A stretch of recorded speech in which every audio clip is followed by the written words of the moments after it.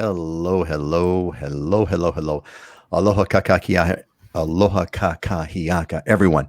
Today is November 12th, and you are on the Aloha Friday Hawaii Real Estate Show.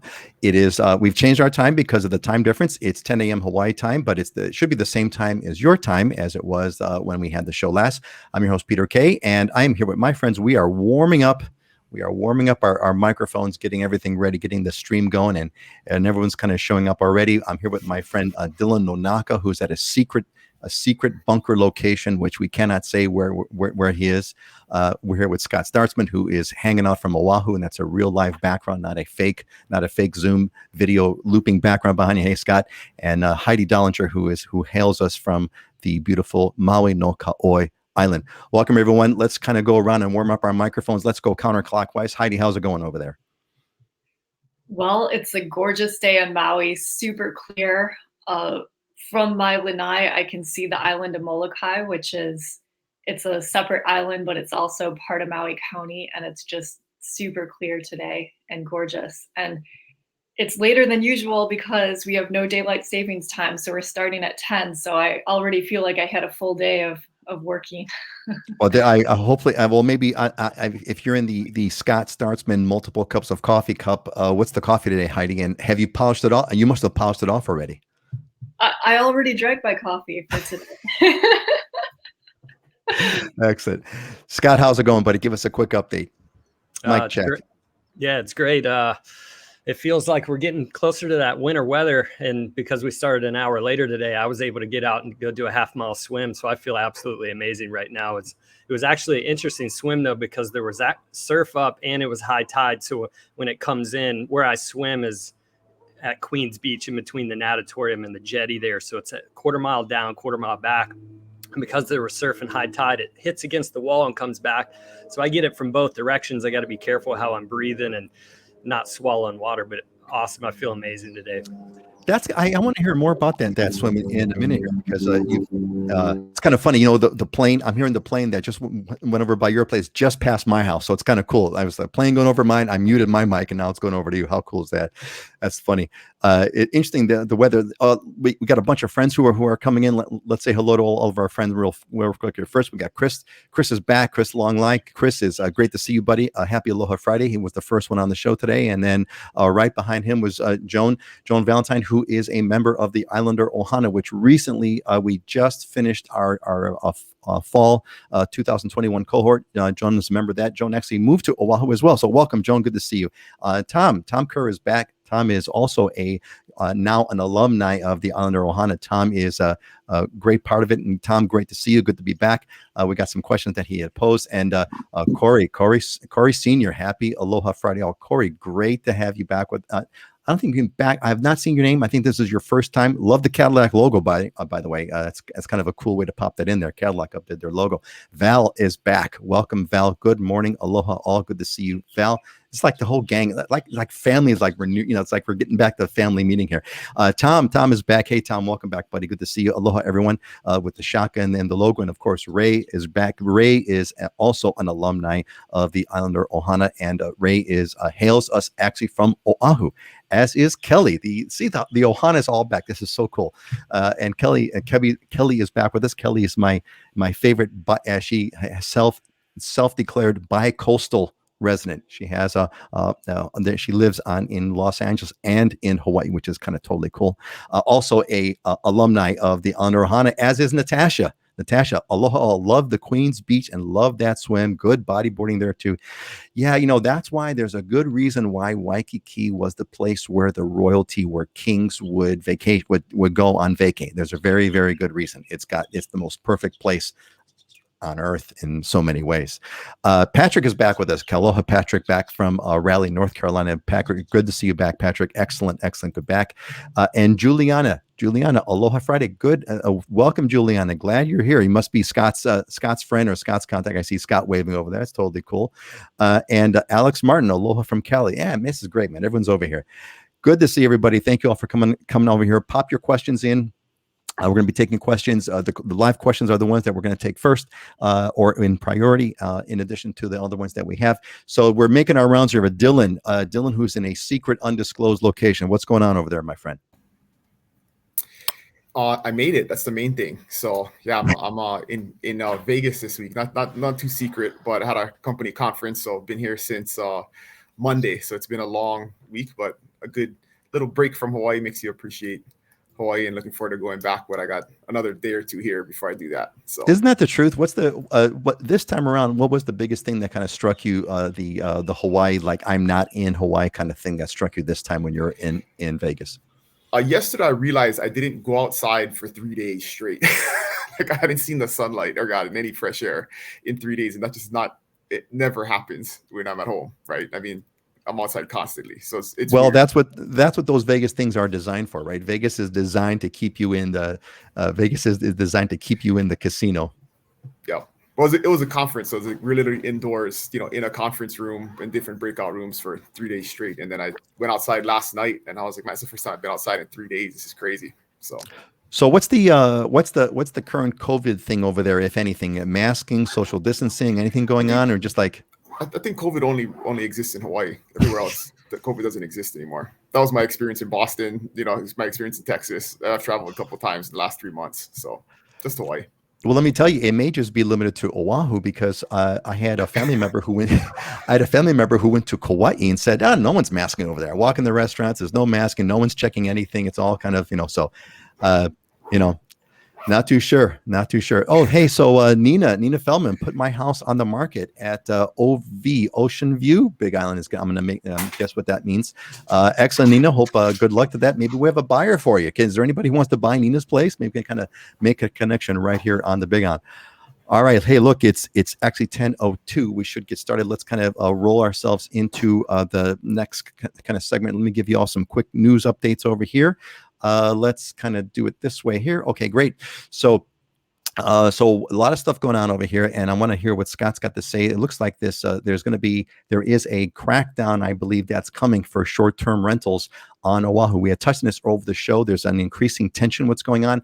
On one hand, you have people that live in residential areas that are being overrun by illegal vacation rentals, and on the other hand, so they want to crack down on that. But on the other hand, you have people that have legit vacation rentals that the laws are being overly strict. For example, they're going to go from there used to be a 30 days. There was a 30-day. If you were 30 days, you were okay.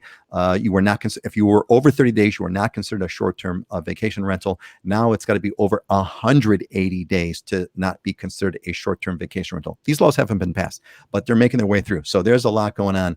Looks like there's also going to be a vacancy tax. Vacancy tax, which is coming on. That's going to be kind of weird. Vacancy tax meaning that there's a lot of properties, apparently a lot of properties on Oahu, which are being bought by foreign investors, or investors in general. It doesn't matter if you're foreign or not. They're being bought by investors, but they're being left empty. And one of the reasons that people are stating that they're being left empty is there's economic incentive to leave them empty. There's very low property tax in Hawaii. So what they're talking about is kind of increasing the vacancy tax. In other words, if a unit is vacant, it's going to be subject to an additional property tax. That's going to be interesting. We talked about international buyers. International buyers, it looks like they're on their way. That was the article going on with COVID. That's loosening up.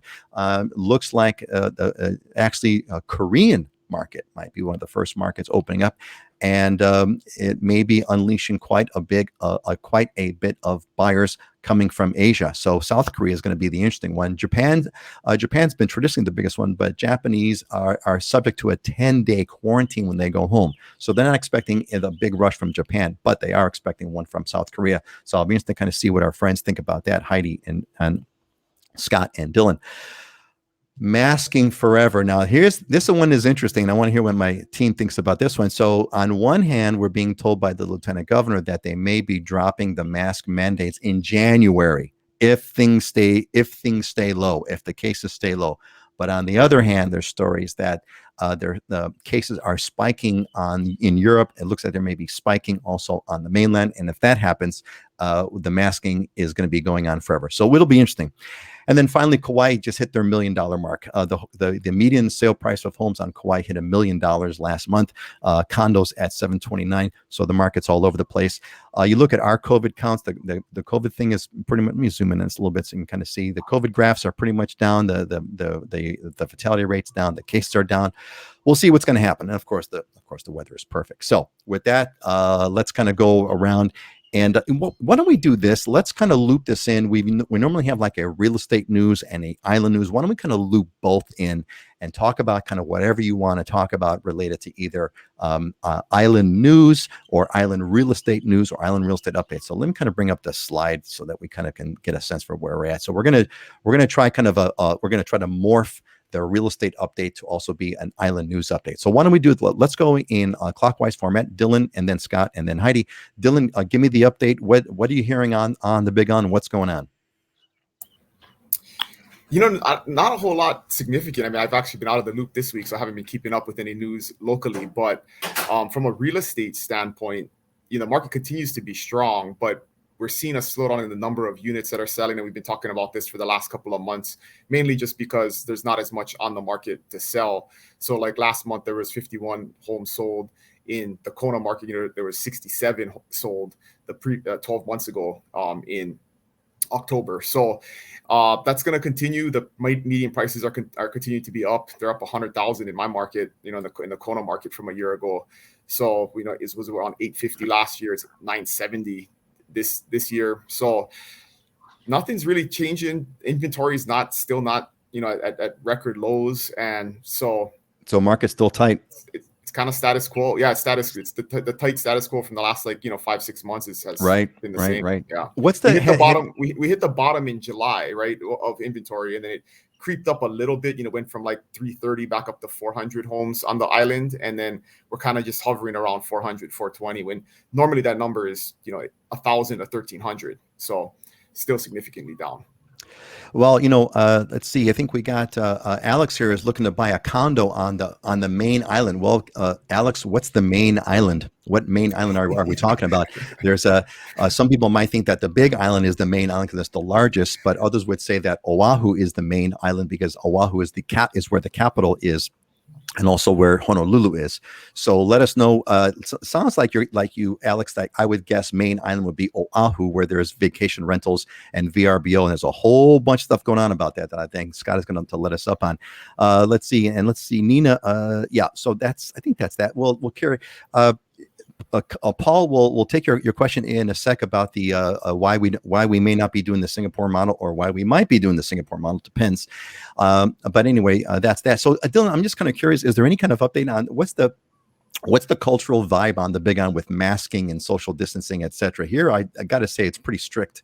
Yeah, Alex says Oahu. Okay, great. So Alex, real quick, in the description of either you're coming in over Facebook, in the Facebook description, there's a link. Click on that link. There's a form. Pop it in, and we'll have Scott follow up with you on that right away. Dylan, what's the vibe here on Oahu is that people are still. I mean, I'm still seeing people with their masks on in the car by themselves with the windows rolled up. That's my favorite line. What's your sense of that on the Big On? Anything? I'm just kind of curious. I don't think it's really changed. From the beginning, we've talked about in the past that people are, relatively compliant, right? I mean, people don't, aren't, they're not contrarian here, right? So most people have just, you got to wear your mask to go into Walmart, they wear their mask. But I feel like, and I've talked about this before, I think people publicly follow, whatever the mandate is at the time. We don't have any additional mandates on top of what the state puts out. You guys have in Oahu, you have kind of like additional mandates that the county puts on in addition to the state mandates. So we don't have any of those. But privately, I mean, I've been to many gatherings and private parties and stuff, and even like at hotels and stuff like that. Like once the doors close on the meeting room, people take off their masks and do whatever they're going to do, right? So once there's no eyes on and you can't get in trouble or yelled at anymore, people just do whatever they want. So right. So we're yielding to public peer pressure and following the rules like we always do in Hawaii. You're very right. Hawaii, the local culture, I think I'd have to say it's as a result of a largely Asian impact. It's very much go along to get along. Right. One of the famous sayings I that comes to mind right now is the nail that sticks out gets pounded. right? I used to hear that one a lot. Scott, give us the update. What's going on Oahu? What are you seeing? Any reflection on the short-term rental thing? Anything else you want to add about Oahu news?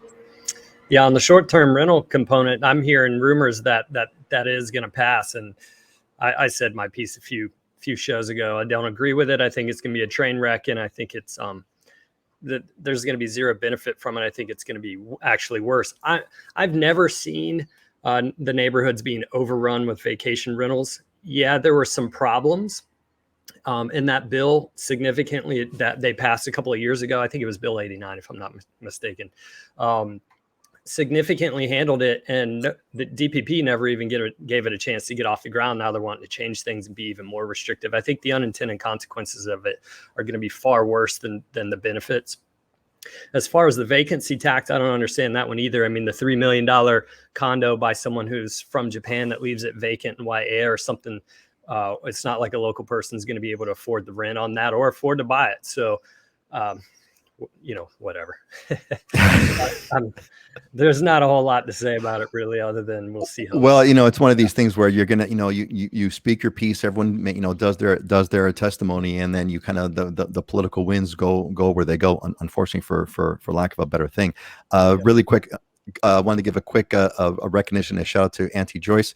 Auntie's home 93 days away. Auntie Joyce, that is a long. You've been away for a long time. It's been at least about a month, if not two, already. So.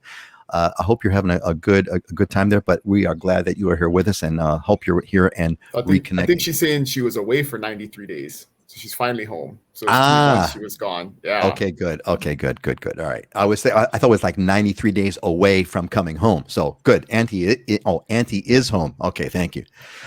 I get it now. See, thanks Dylan for that shift. It's funny, right? I kind of read into what I wanted to read into it, right? It's not what you write; it's what people read. That's right.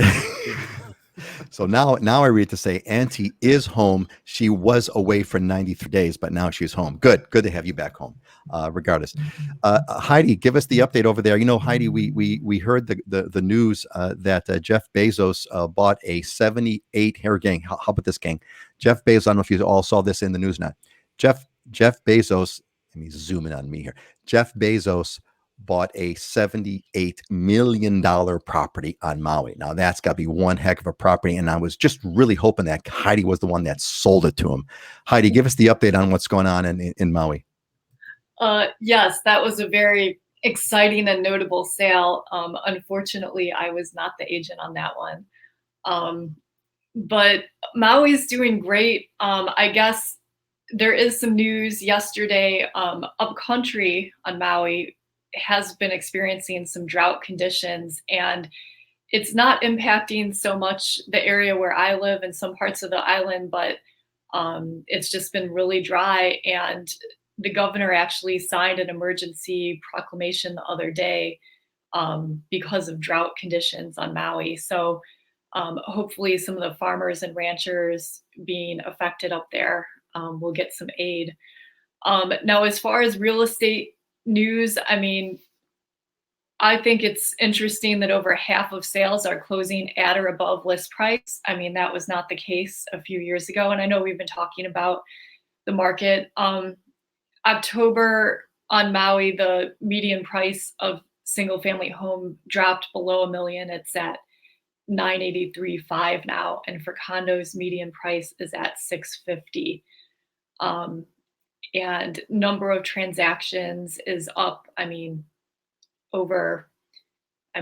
100% compared to last year. So it's been a busy year. There have not been, besides Jeff Bezos, not as many of the high-end luxury homes closed last month as were closing like around April and May this year.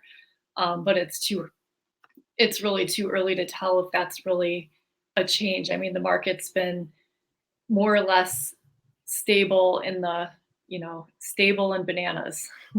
Stable, but I think that's the thing that's really rather remarkable, because the consistent thing I'm catching from all you folks is that the market is sort of the new status quo, if you will, not to call it a new normal, but the new status quo is kind of really very favorable seller conditions. Prices are going for over list. It's not a lot of inventory. Scott, you want to add anything into that? Yeah, I mean, it's interesting. I think we're going to have a little bit of slowdown in the numbers because it's holiday times, and we're going to see a little bit of the hangover from when Ige said, "Don't come and visit." Right? Then, if you have less visitors here, you're probably going to have some less transactions. I'm seeing a little blip in the condo side, but the fundamentals themselves, the inventory itself, is not growing. And that Hawaii Kai home I brought on the market last week had over 70 parties through my open house. It was exhausting. And I had 10 offers, were almost 200,000 over asking. There were 40 showings during brokers open times on this Manoa property I'm going to be putting an offer in on over the weekend. And then there's one in even a condo in Mililani that I'm going to be putting an offer in on. Last two sold at 105% list to sales price ratio. So there's enough buyers. Even if we slow down a little bit, there's enough buyers in the market just to keep steamrolling this thing forward. And there are those new buyers from South Korea who are apparently going to be coming, as we have mentioned many shows ago. So it's going to be I think we're going to be in for kind of a little bit of a wild ride here, gang. So let's do this. Let's kind of take a few of the questions that are going on. So the quick one for Alex, who now we've identified as the main island is Oahu, and is going to be Alex, get a hold of us, and we'll have Scott work with you on it. VRBO, what are the rules for condos and apartment can I rent it short term? So the quick answer is it depends. And this is why you want to kind of work with someone like Scott, who's been doing this for 20 years. The laws are changing. And so what is going to be a VRBO is not going to be a VRBO. It's going to be changing dramatically. So you definitely want to get a hold of someone, because there is no blanket answer. The rules have changed, and they have changed significantly. Scott, anything quickly you want to add to that? No, vacation rental component, you're going to be resort zoning. Right now, residential is minimum 30-day, but it looks like that might change. So, yeah. Great. Okay, so let's hit this other one, which I think is interesting. We've talked about this one before indirectly. So Paul Carl Lukacs gave us a question. Why doesn't Hawaii do what Singapore did, build lots of large towers to provide more housing for locals? Paul, the simple answer is that, and Dylan and I have not gone back and forth, but Dylan and I have had a lot of fun about this discussion. There's an interesting paradox in Hawaii, and that is if you go into an average crowd of people, say you walk into let's say a restaurant in Hawaii, a middle class restaurant, and you ask people to, by a show of hands, who would like to have more affordable housing? Yes, who would like to have more affordable housing? Everyone's hand's going to go up, of course. Yeah.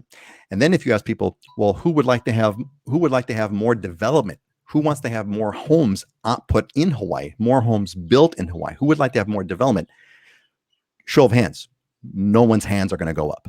No one's hands are going to go up. And people don't quite understand the economic trade-off between supply and demand. So, Paul, the reason why we're probably never going to see Singapore condos go up is because if you told the people of Hawaii that their island would look like Singapore, there would be, people in Hawaii don't get upset about too many things, but they get upset about more development.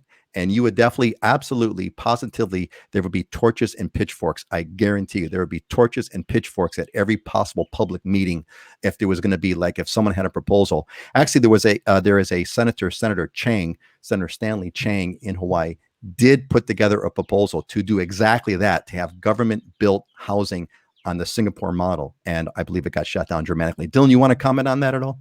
That's one of your favorite topics, I think. Well, there's also this very practical thing. Oahu doesn't have this, but I think Maui, Kauai, and the Big Island, we have a restriction on how high you can build, right? So you can't even build above 7 stories on the Big Island. So you'd have to do a whole change or exception to the zoning code to build any type of high-rise tower. There's a couple that were built, in the 70s. I don't know if it was before it was enacted or they got around it somehow with political connections. But if you look at most of our hotels, they're 4 or 5 stories tall. We don't have any high rises on the Big Island. There's you talk about height restrictions in the Cook Islands. We have family who's from the Cook Islands. In the Cook Islands, the height restriction is you can't have a building that's higher than the tallest coconut tree. So they have the coconut tree limit, and it's still in effect to this day. It's good fun. That's a great model. I like that. it's totally, yeah. Well, I mean, that's why the Cooks is so cool and fun.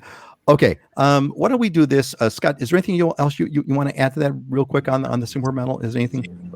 No, I mean, there has been some public-private development for for lower income housing. And then like Ulana, there's some forced components. Anytime there's a tower that gets built, a certain percentage of them have to be for reserved housing or affordable housing and whatnot. So there's some incentives that are put in, and that's probably for now until somebody reinvents the wheel and gets it pushed through politically, which is a difficult thing to do.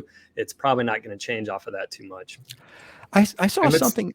Good. Let's also, not forget about the dynamic in Hawaii that we, currently have a $3 billion rail system that's going to cost probably upwards of 15 and is still not finished, way behind schedule. So there's not a whole lot of trust in putting huge projects in the government's hands to build amongst the populace here. Yeah, that'd be another good one. How many billions do you trust your public officials to get any project done on time, on budget? Yeah, you are not kidding. Quick shout out, Dylan, back from Alex. Happy Veterans Day, former Army here. Awesome. Yeah, happy Veterans back Day. At you. Right back at you. Absolutely great. And Lynn is here with us. Lynn Walker. Aloha, everybody. It's nice to see you. But yeah, Lynn, we're glad you're here. Glad with everybody else. We got lots of people who are here today with us. All right. Let's move on. I kind of our big topic for today is going to be about retiring in Hawaii. We've got a bunch of slides. Let me kind of go over really quick all the various slides that were submitted to us. I want to kind of put all this together and talk about this topic in general. So really, what I thought about on retiring is, let's talk about maybe some of the best districts on the islands, on our respective islands, that would be good for retirees. Maybe some home features when you talk to people who are retiring. What kind of home features should they be think about? Of course, what are the financial considerations? Are the tax implications and things of that nature? And finally, impact on family. Those are the big topics. Let me go through a couple of slides that we're going to kind of loop all together into this one. So we have another Heidi from San Francisco who said, "Hey, what area is better for retirement? Hilo, Ke'au, Hawaii Paradise Park, etc." So there's a question for you, Dylan. Or the other one, this came from Tom. Tom, a member of the Islander Ohana, asked about retirement communities. Are there any 55 plus communities? There's one in Lihue, but it's leasehold properties. Is there anything else? There's another kind of a sample. Here's one, Dan from Mill Valley, who said, "Hey, I want to retire in Hawaii in 5 years. I've got about 10,000 of monthly income. I don't have the money to purchase, but what's the cost range for an oceanfront apartment if I want to get a 1 to 2 bedroom? I'm not a big city guy. I'm a trail runner, so I want some swimming and things. That I'm a former Ironman competitor. So again, this is a combination of the financial aspect combined with a district. And here's someone that wants to they're retired and they want to buy some land on the big island, live off the grid. What about internet access? What about electricity, etc. So there's again a sample of the kinds of questions that I've been getting. Tom was also about price brackets. I think we took care of Tom's question earlier offline, but those are basically the kind of setup that we've got. So why don't we do this? Why don't we just kind of have, if you were kind of approached by someone that is retired or will be retiring in Hawaii, either the best districts or home features or finances or impact on family, what kind of advice would you give them? And let's kind of go counterclockwise. Heidi, why don't we start with you? What kind of things would you suggest for if someone was going to be retiring in Maui? Well, Maui's an amazing place to live. So I think that's incredible. I would definitely recommend spending some time vacationing on Maui prior to making a permanent move like that, just to see which areas you like, which neighborhoods. I mean, what's nice about Maui is there's lots of things to do. There's lots of resources, but it's not a big city. It's really easy to drive around places. It's really easy to park, things like that. There's no 55 and older or 65 and older communities per se, but there tends to be communities and neighborhoods where retirees gravitate towards just because the type of property is just suitable to that type of living. What a lot of people look for are single level homes, something with a view. It's very rare to find a condominium with a garage on Maui. That is extremely rare. You pretty much need to have a single family home to have a garage. And it's also, in looking with clients at residential condominiums, there's not a lot of residential condominiums in the resort areas that don't have any stairs. A lot of these were just built with stairs because they're kind of built on a ridge or built to maximize views. So for some people, that's a consideration. For some people, it's not. But I would say, first step, spend some time on vacation and exploring the areas where you think you'd be interested in being. Yeah, the stairs are a big thing. You don't kind of every time my parents' home has stairs, and I'm younger than my parents, of course, and I I just do not like the idea. I got go up and down this kind of spiral staircase to go. It's really cool looking, but man, I got to go up and down the spiral staircase to go to my bedroom. It's like, man, I wouldn't want a place with this. And then if you got like a condo where you have to kind of go up a bunch of stairs to your condo with groceries. No, thank you. No, thank you. Tom pops something in real quick. What's the experience working with Hawaii lenders and retired buyers on fixed income? Why don't we this is going to be a generic question I think that everyone's going to have. So we can hit this one over to you, Scott, and as well. So thank you, Heidi. Is there anything else you want to add to this? I guess commenting on one of the later questions about Oceanfront and kind of finding a rental direct Oceanfront. A lot of people that move to Maui and are looking for that have trouble finding it because most of the oceanfront condos, especially kind of in the more affordable to mid-range price points, allow vacation rentals. So most of those owners are going to be doing short-term vacation rentals. They're not going to want to rent to somebody long-term. So there's condos on Maui that allow vacation rentals, and there's condos that don't allow vacation rentals. And it's pretty easy if you just know which ones are which. But for somebody whose dream is to live right on the water, that can be a challenge unless you're looking at the really high end or, have a really big budget. Yeah, and Ray has chimed in here on the walking issues. Yeah, walkability, no stairs, walk-in showers, handicap usable, real kitchen. Yes, 2 broken hips. Yeah, Ray. Ray, you are the precursor of everybody else because we're all going to get there one way or another. We're all gonna hit that age thing one way or another. I'm feeling it myself over here on a variety of levels. Scott, what's your advice for retirees? A retiree comes to you in the either district or finances. Maybe you touch on lenders. What would you kind of say things that retirees should be looking out for? Districts to me come down to the lifestyle that you want. Do you want to be in the country? Do you want to be in the city?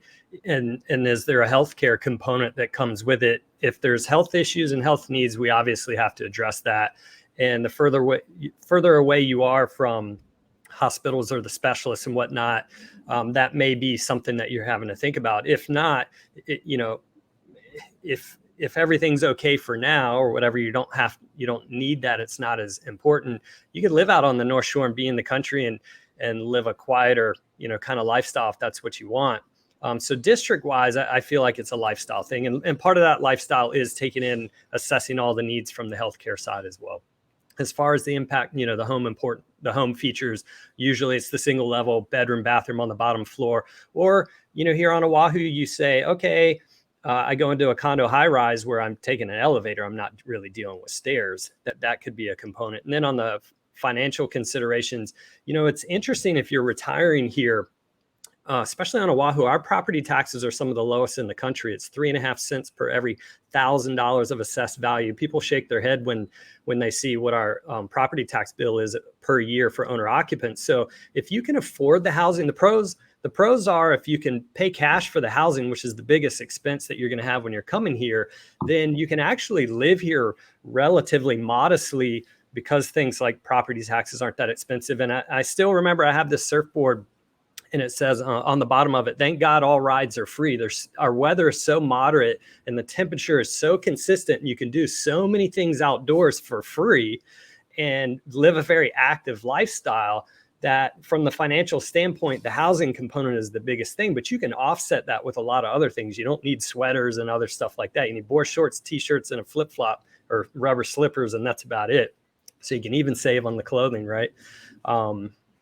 That's kind of it on that side. The other con would be distance from family. That's the one big component is you are living out here in the middle of the Pacific. So if family is important, then do you have that draw, to be back towards family? Yeah, those are big components, and we've kind of, and that one's again, that's really depending. There's not much you could do about that in terms of, moving out to Hawaii, but it's something that you have to take into account. Yeah, Ray is coming back. Growing old is not growing old is not for sissies, but it can be fun. Absolutely. We chose Oahu because of the great medical care and are getting healthy. Yeah, Ray, I've been really glad to hear that you've been sharing that in the variety of the Islander Ohana conferences that we've been having, and you and your wife are just a great model of that, and it's wonderful to see. JD, Scott found the best for me, so that's awesome. JD, I'm glad that you're here with us and sharing. Let's see, Dylan, what do you what's your response? A lot of retirees on the Big Island that I'm aware of. What's your response to best practices or things of that nature, hot tips for retirees? So the number one mistake I see retirees make on the Big Island is prioritizing budget and low cost housing over desired lifestyle. And what I mean by that is you can get pretty low cost housing on the Big Island. That's one of the advantages is you can get an acre of land and a relatively nice house for 300,000 to 400,000 if you want to live in a really rural area. But what happens with that is I've seen a lot of times retirees get bored or they feel lonely because they're kind of isolated. They're far away from everything. There is community there, but it's not like where you're in a town like Hilo or Kailua Kona, where you're going to have more activities and gatherings and groups and clubs and things like that. And you're also very far away from the larger, sometimes people just like to go to Target and browse, right? And if that's an hour and a half away, you're not going to do that very often. So that's one thing to really think about is it worth saving the money on the house and giving up those other lifestyle benefits? And like Scott said, I mean, there's so many things to do for free that you can pay more for a house in an area that you want to be at with nicer beaches and nicer parks and things like that. Those rural areas don't necessarily have all of those features. And so sometimes after a couple of years, retirees feel like, well, I need to sell and move to a different area because this doesn't afford me the lifestyle that I desire. So that's just one thing I would say could really think about is think about what your budget is and then what your desired lifestyle is and try and make, find the balance in between because you don't want to save on budget and then be unhappy. And the other thing I see people do is they buy too much house, right? There's also retirees that, and this is the hard conversation you got to have and really come to a realization. Everybody thinks I need the big house with a ohana or extra area because my kids are going to be here all the time. And then after 2 years, the kids have not come at all, or they've come once, and so do you really need to buy that big house and spend extra money, or maybe just rent a big house for 2 weeks, once a year, once every 2 years, when your family comes to visit and they don't have to be in your house. So that's one way you can save money and put more money towards area versus size of home and kind of think about that strategically. So I hate to break it to you, but your kids are not going to visit you as often as you think they are. That's almost 100% of the time I get that feedback from people who retire here. Yeah, those are some really good points. Really good points. Certainly, the size of the house. I think that's one thing that you really got to. My wife and I are having these conversations now as our kids have grown up and they've moved out, and we're like, now we've got this home that was built for a family of 4 or 5, and now it's 2, and we're like, what, this may not be the place for us. I was having this conversation this week. People were asking me what the average size of a home is. And, it's like 1,500 to 2,000 square feet. I mean, a lot of homes are not bigger than 2,000 square feet. And for someone coming from Ohio or Idaho or Wisconsin, that's a tiny house because you spend so much of the year inside your house that you need 3,000 square feet. But it's very rare, unless it's a luxury home or, a special built home. It's very rare. I would say, 80% of homes are under 2,000 square feet, definitely on the Big Island, because you don't spend that much time in your house. You don't need that much space. Yeah, exactly. Go ahead, Scott. That's probably one of the biggest things that I've learned having moved from the mainland. I remember my parents when they lived in Shaker Heights in Cleveland, and they used to get those Lake Erie snows. It would just dump, and I came up to the circular driveway, and they had these 4-foot posts with a white post with a red tip on top. And I came in the summertime. I said, "What the heck is that?" They said, "Oh, that's where the snowplow needs to see where the driveway is when it's plowing the snow." And so my parents, obviously they'd stay indoors, and they had like 4,000 or 5,000 square feet of home, and there was just the two of them. Here, that's one of the biggest things that I've learned is, you come here, our Oahu was built from the urban core outward. So a lot of our inventory, and we had a big boom in the 60s and 70s right after statehood. So a lot of our homes are significantly older, and they're 900 or even 750 square feet to 1,500 square feet. But our weather is so warm all year round that you carry that outdoors. You're going to spend a lot of time out on the back deck, and your home actually can become bigger if you if you do have a back deck and a little patio space in the yard and things. So not only is your house probably going to be smaller, but you're probably going to be spending more time outdoors here than you would on the mainland. Yeah, that is an excellent point that doesn't really sink in, no matter how many times you might be told that it doesn't really sink in until you've maybe been here for at least a little while and you've realized that, yeah, I'm really outside most of the time. Well, Scott, I know that JD's happy because he said, Scott found the best for me condo very close to concert hall, museum, hospital, and a great bus system. Big heart. So JD, this is why you're with the team here, buddy. This is why you're with Dylan and Scott and Heidi. These are some of the best people that you're gonna find with great experiences that are all part of the team. All right, this has been a great conversation. Is there anything else that anybody has that we forgot? What about the we didn't touch too much on Tom's question about the lenders and retired buyers on fixed income. Anybody want to try to take a crack at that one? If you're on the verge of retiring, this is a discussion you need to have now, because a lot of times when you go from being a worker to retired, your income changes, and there's a lot of different variations on what that means, where your retirement incomes comes from, or if you're living off of savings or different investments. And so it can significantly change your ability to qualify for a mortgage. And so a lot of times, in many cases, I've had lenders recommend to a buyer to keep working, close on the home, and then once you close on the home, then you can retire. Because after you're closed, it doesn't matter, right? As long as you pay your mortgage, the bank doesn't care. But if you retire and then your situation changes, now they're going to look at your current income, and if they don't look at it or treat it the same way as work income, it could totally blow up your qualification for a mortgage. And so you really want to have that conversation if you're on the verge. If you're already retired, then have a conversation. There may be a way where you could structure your retirement income to increase your qualification, because it's a very interesting thing. People are always surprised, right? I got $3 million in the bank, but I have no income. So you don't qualify for a mortgage, right? Like, because you need to have income. They don't really care about how much money you have on hand. But there's a lot of different ways and programs and stuff. So you got to have that discussion with a mortgage broker that knows the ins and outs. So that's an expert in that area. Hey, so actually, as someone myself who is is planning for my retirement years, though they're probably a ways off, I am curious. How does the let's talk about someone who's in retirement. They've got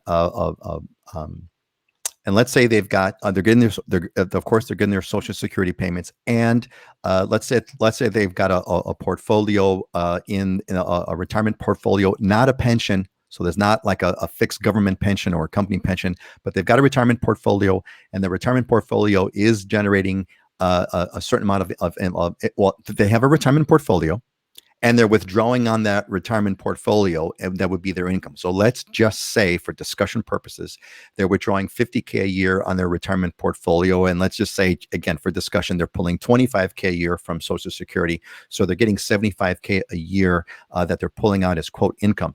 Now, does the bank ask for, I'm assuming the bank is going to say, okay, your income is $75K. Now, the question I've got is, does the bank also want to see detailed financials of how big your portfolio is? Do you have a $10 million portfolio or a $1 million portfolio? Is it a risky portfolio that you're all in stocks and something, or, do they weigh that at all? Or does the bank say, look, you've been withdrawing $75K a year for the past 2 years or more on retirement. As far as we're concerned, you're at $75K. How does that work? Scott, go ahead. So you're getting into a very detailed lending question. Sorry. But I just went through this actually. I went through this in two scenarios. One we were looking at where the assets are big, but the income all the income's being written off, and all these loans that you see that you're quoted on online and things are income-based loans. What is your income coming in? What's your monthly income? And that's how they base the loan off of. So if you're in retirement and you don't have that income coming in somewhere, you have to show some kind of stream of income. And to go back to even your point about, if you're showing 75,000 a year, well, part of that play is making regular, consistent draws over a period of time so that you can show it as basically regular income, even though it's coming out of the portfolio account. The other thing is these loans aren't available all the time. They're the asset-based loans, where if you can show the portfolio of assets, you can actually get a loan on that through a very few lenders, and the interest rate is higher. And I know the lenders to be able to put you in touch with for that. But those are some of the options. But it's all about game planning. It's all about, meeting with us ahead of time. What are we looking at doing? Let's strategize on that component. Excellent, really good point. So what I'm hearing about this, and hey, folks, all the retirees or those planning for retirement in the audience, pop your questions in. This is a great point. So what I just heard you say, Scott, is twofold.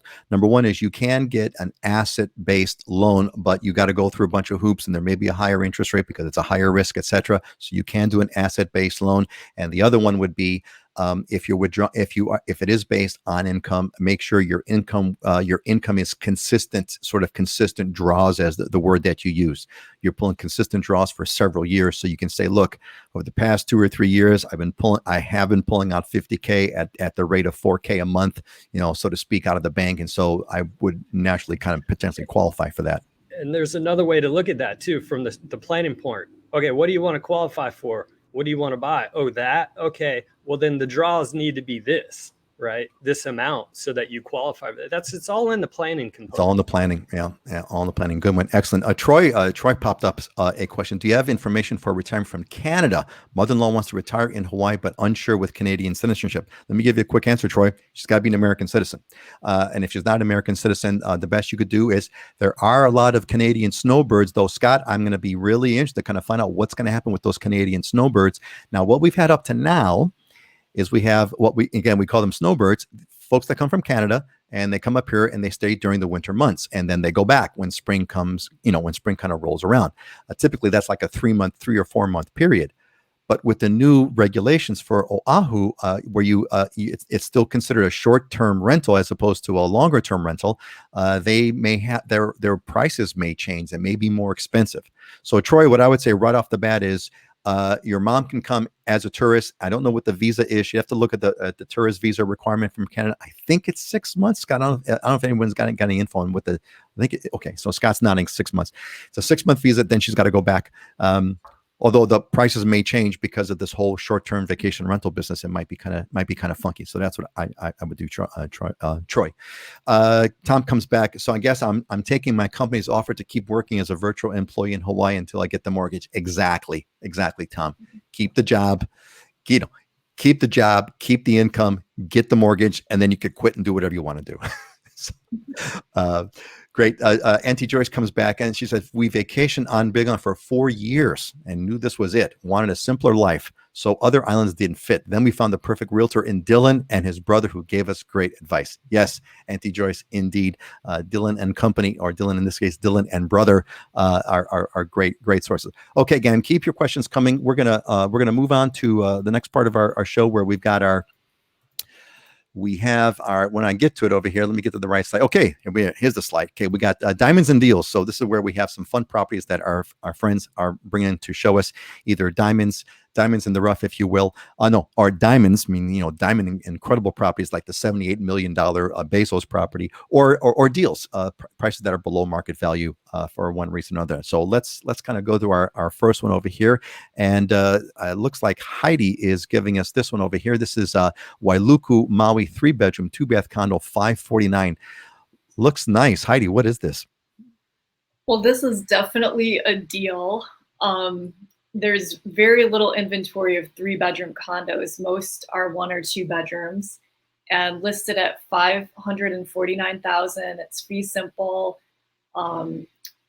remodeled. It has a little yard. It's in central Maui, which is going to be close to shopping, close to the airport, at $549, and it actually just went under contract.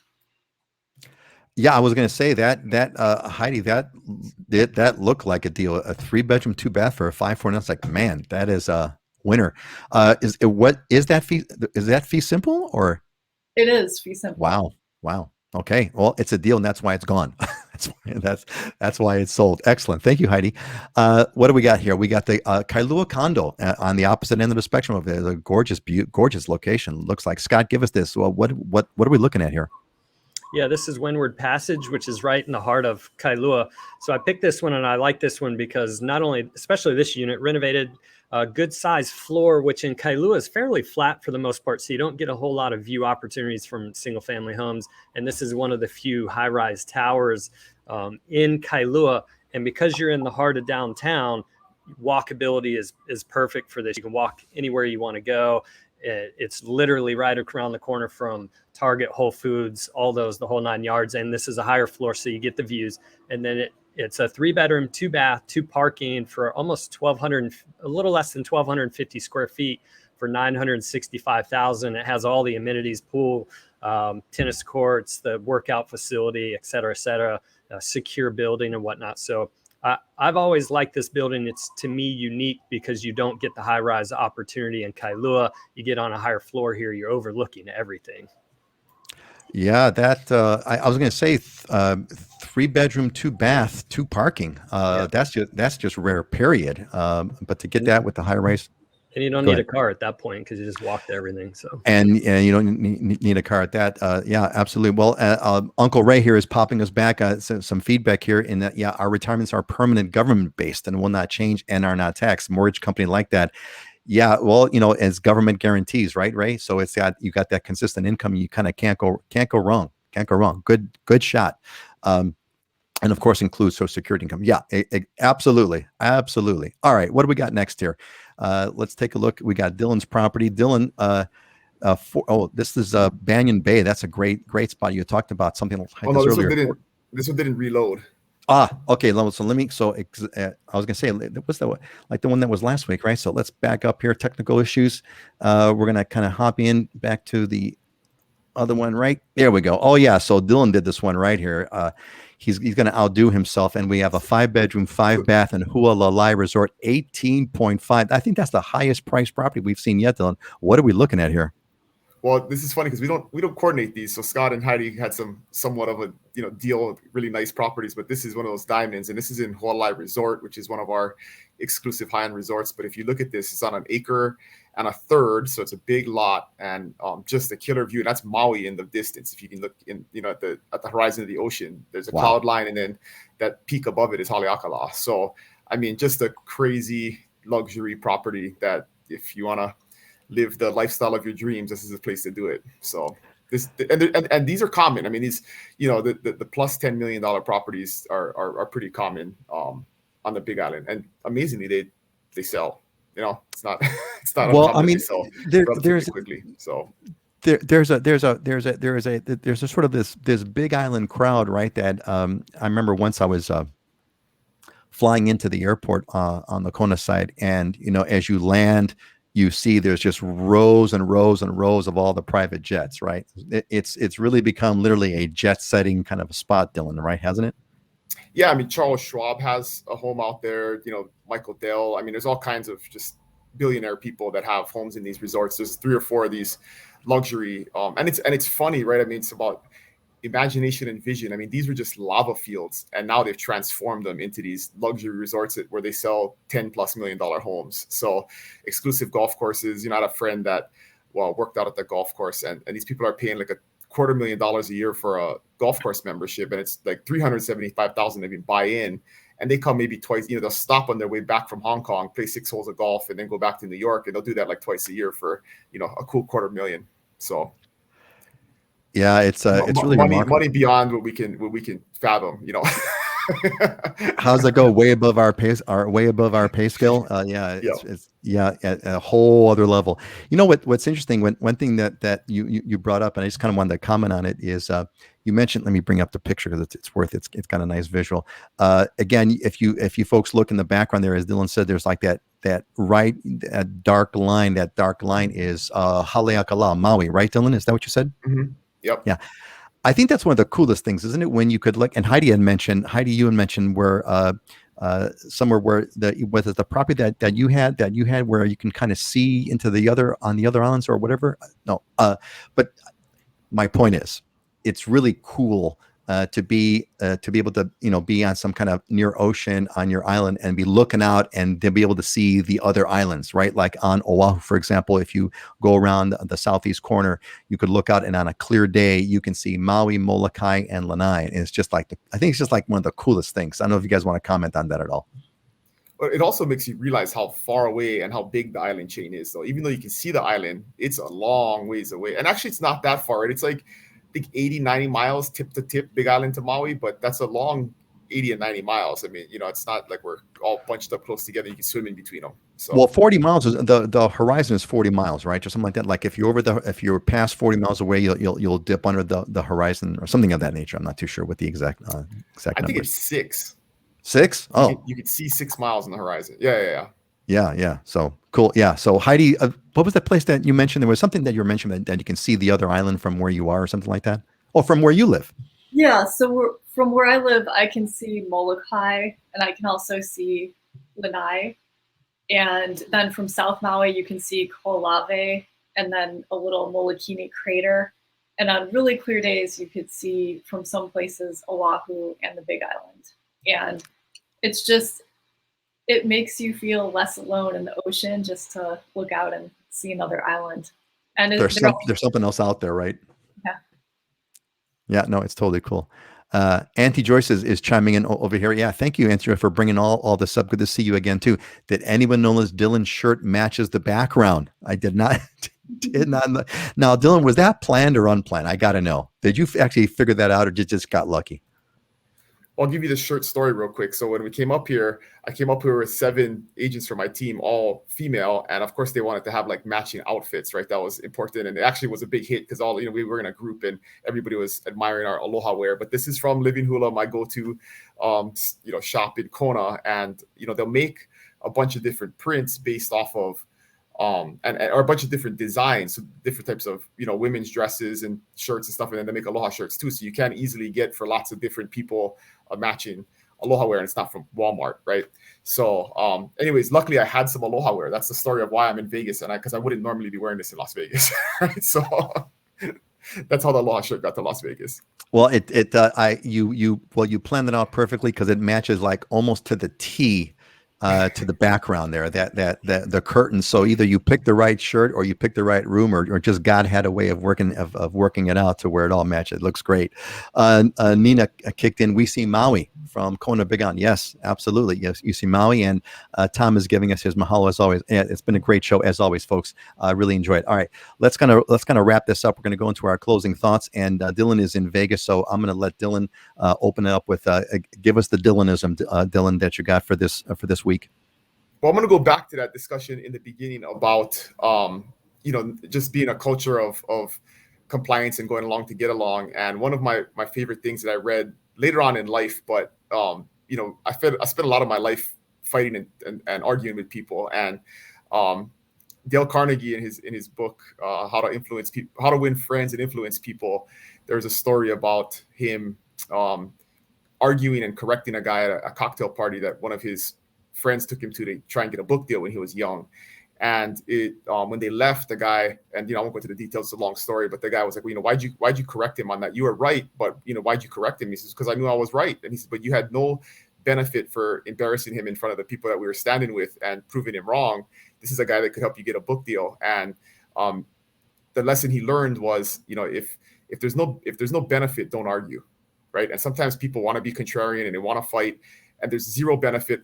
All it does is cause stress and strife and make you unhappy. And so I think it's just a good rule to live by in life. Like, if you have a belief that I don't agree with, if it doesn't hurt me, I don't care. I'm not going to argue with you.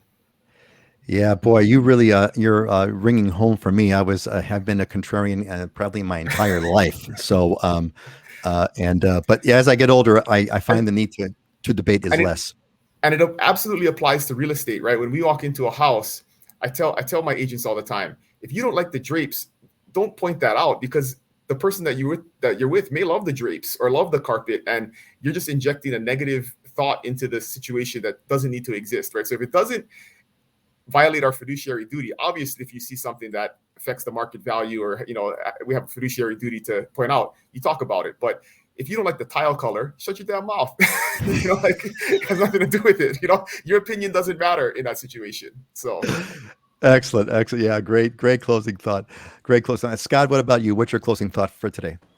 Yeah, I know it's a tough market, and it's also aligns with my personality and personality type, but it's some people want it to happen, some wish it would happen, others make it happen. And in this kind of marketplace, I'm seeing people make it happen, but it takes extra effort and some guts and determination. Yeah, you gotta you have to be willing to you just got to be willing to do what it takes, and ride yourself through, and kind of whatever it is that, frankly, in life, it's a marathon. It's not a sprint. And that marathon, if you kind of keep at it, it will work. Heidi, what's your closing thought today?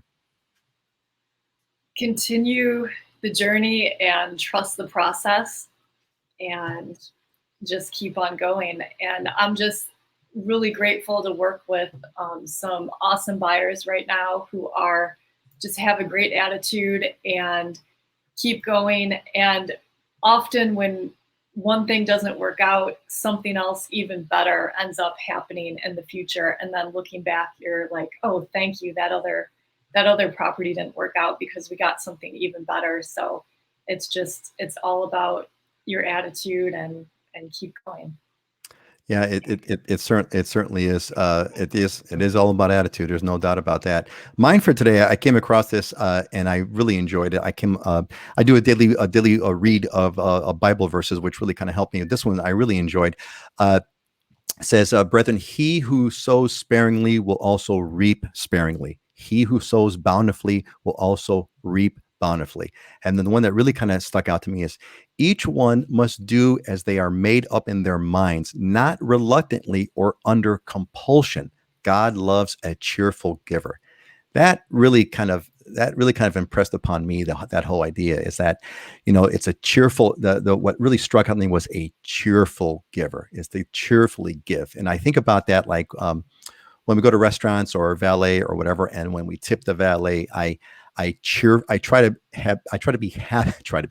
happy. I've cultivated this attitude of being happy to give the valet a 20 if I can, or extra more than they would give, or give a higher tip. And not because I'm feeling like I am obligated to it, but I'm happy to do it. And that has helped me a lot. A cheerful giver sows bountifully, will reap bountifully. All right, folks, that's the thought for today. Great to Ray. Thanks over here. Mahalo. Good to always hear from y'all. Great to see you. Awesome. Great that you're a part of it. And Corey, love the Cadillac logo. Hope to see you again. Great info today. Glad you enjoyed it. And want you all to have a good day. Let's give our alohas real quick. Let's go clockwise. Dylan, Scott, and then Heidi. Say goodbye, everybody. Goodbye, everyone. Hello, everybody from the 9th Island. Aloha. Have a good day. Aloha from Maui. All right. See y'all later. Have a good one. Aloha.